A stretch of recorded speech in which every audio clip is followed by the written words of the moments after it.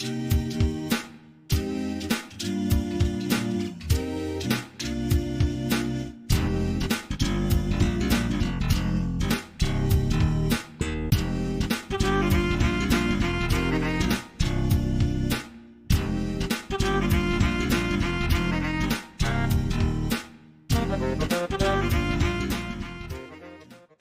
is a PA? A pastoral assistant. We are the group who assist the pastors. We're in the meetings with them. We help them to plan events. Whatever assignments they give us or assign us, that's exactly what we do. So we are the assistants to the pastors. Regina is mainly with Pastor DeCosta because of finance.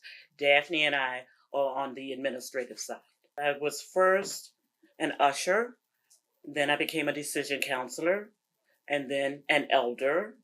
And then I don't know which of the pastors suggested that I become a pastoral assistant, but apparently all of the other pastors agreed, and I am now a pastoral assistant.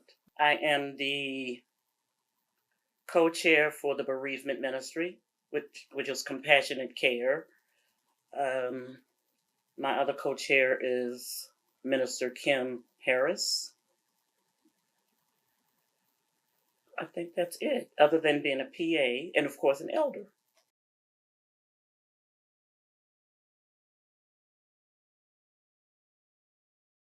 Crybaby. Or just give her some tissues, honey. The crier. She's a crybaby. She cried for happy things, for sad days. She's a crybaby. I love her love for this ministry. A wealth of everything FC3, devoted, committed, get it done, orderly, like all the things good. She's a listener. She has compassion. Loving, compassionate. Compassionate, not because of compassionate care. She has a heart. Oh, my ride or die. A friend, somebody you can talk to. She's my friend. You know, she is my true friend, and I just love her that we have that connection. And I can just be myself with Audrey. I don't have to put on. Elder Audrey has somewhat surpassed her, I believe, call. It's been many times I came past the church when Elder Audrey was working here, and I'm thinking I'm going to drop something off, and an hour and a half later, I've been sitting on her couch, sitting on her in her chair in the office, just spilling my heart out, and because she listens and she cares. She cares about people. She has a nephew that has heart condition, and I had a nephew as well.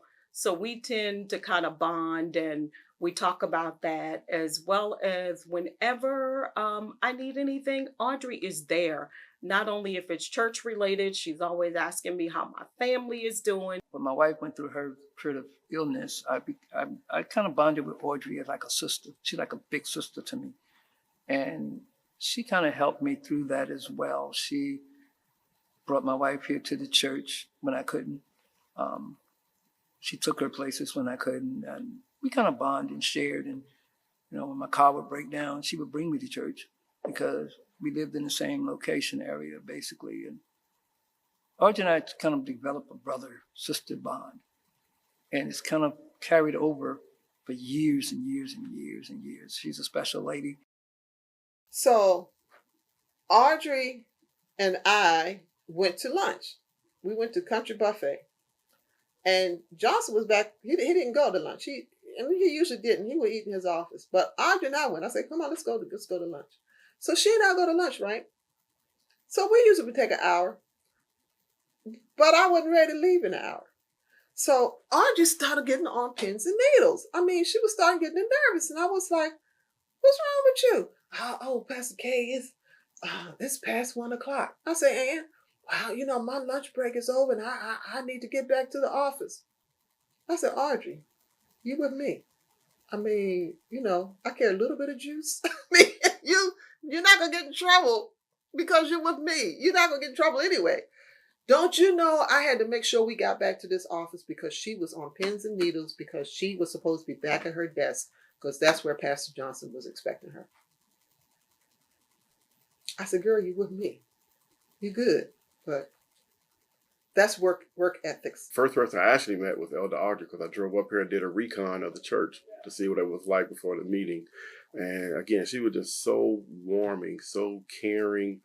I was like, they got the right person in this front office, because if you come in here and speak to her, you can't help but to feel welcome. Always willing to help. Always willing to help. It's never a time that I called to the church and I needed something. Her assistant was just boom, boom, boom, boom. She's definitely a true elder. How the elders operate here at First Christian, she is definitely a true elder. FC3, moving forward. Without Elder Audrey, we would not have made it. Audrey makes us look good.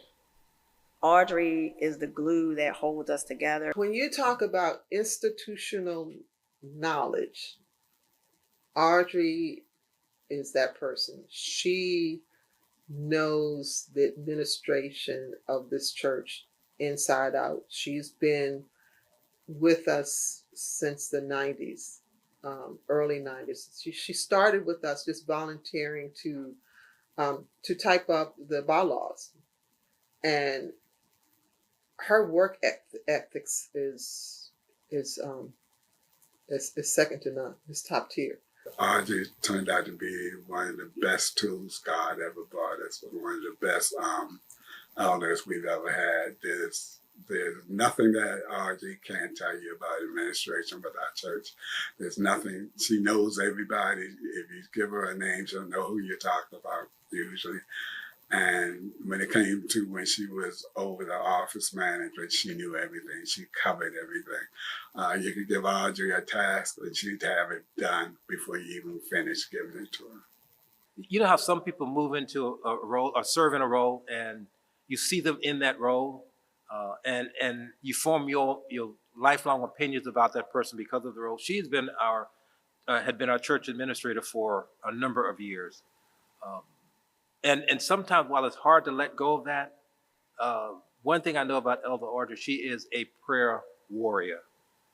And that she has not only does she have, like others I've mentioned, have a passion for this ministry, but as a prayer warrior, she is on her knees for this ministry on an ongoing and continual basis. She is gifted in administration, gifted in prayer, and we have her now in compassionate care ministry because she cares genuinely for her brother and her sister.